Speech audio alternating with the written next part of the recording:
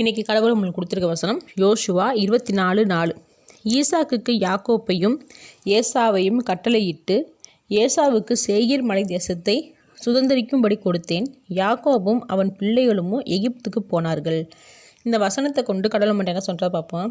நம்ம எல்லாருமே ஏசாவை தேவன் வெறுத்து யாக்கோப்பை தேவன் நேசிக்கிறாருன்னு படிக்கிறோம். அப்படி ஏசாவை வெறுத்த போது ஏன் தேவன் ஏசாவையும் அவனுடைய சந்ததிகளையும் சேயீர் மலையை சுதந்திரிக்க கொடுக்கணும்? சேயீர் மலை நல்ல பசுமையான இடம், நல்ல வளர்ச்சியுள்ள மலை தேசம். யாக்கோப்பை தேவன் ரொம்பவே நேசித்தார். ஆனால் ஏன் யாக்கோபையும் அவன் சந்ததிகளையும் எகிப்துக்கு அடிமையாக்கினார்? இந்த கேள்வி நம்ம எல்லாருக்குள்ளேயும் எழும்பும். இங்கே ஏசா அவனோட சேஷ்ட புத்திர பாகத்தை யாக்கோபுக்கு கொடுத்துட்டான். அதாவது முதன்மையாக இருக்கிற எல்லாமே தேவனுக்கு சொந்தமானதுன்னு தேவன் சொல்லியிருப்பார். அது ஆடு மாடு பறவை தானியம் பழங்கள் மனிதர்கள் எல்லாத்துலேயுமே முதல்ல பிறக்கிறது தேவனுடையதுன்னு சொல்லியிருப்பார். இந்த முதல் உரிமையின் கனம் எவ்வளவு பெருசுன்னு புரியாமல் ஏசா யாக்கோப்புக்கிட்ட நீயே முதன்மையாக இருன்னு சாப்பாட்டுக்காக விற்று போட்டான். அதனால் தேவனுக்கு கோபம். ஆனால் ஏன் அவனுக்கு சேயீர் மலையை கொடுத்தாருனா, இங்கே யாக்கோப்பு ஏசாப்போல நாடகமாடி ஈசாக்கிட்ட இருந்த ஆசீர்வாதத்தை அவன் ஏமாற்றி வாங்கினான். அது ஏசாக்கு போக வேண்டிய ஒன்று.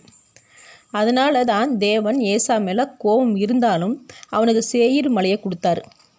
ஏமாத்தினதுனால யாக்கோபு அவருக்கு பிடிச்சிருந்தாலும் எகிப்துக்கு அடிமையாக அனுப்பினார். நிறைய பேர் சொல்கிறது என்னதுன்னா, எகிப்திற்கு பாடம் புகட்டதான் தேவன் யாக்கோபை எகிப்துக்கு அனுப்பினார் அப்படின்னு சொல்லுவாங்க.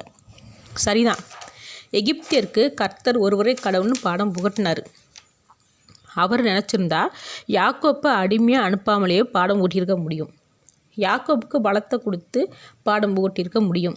ஏன் தேவன் முதல்ல அவங்கள அடிமையாக கொண்டு போகிறாரு? தேவனுடைய நியாய தீர்ப்பு என்றென்றைக்குமே சரியானதாக இருக்கும். தேவனுடைய தீர்ப்பில் பாரபட்சம் இருக்காதுன்னு இப்போ நம்மளால் புரிஞ்சிக்க முடியும்.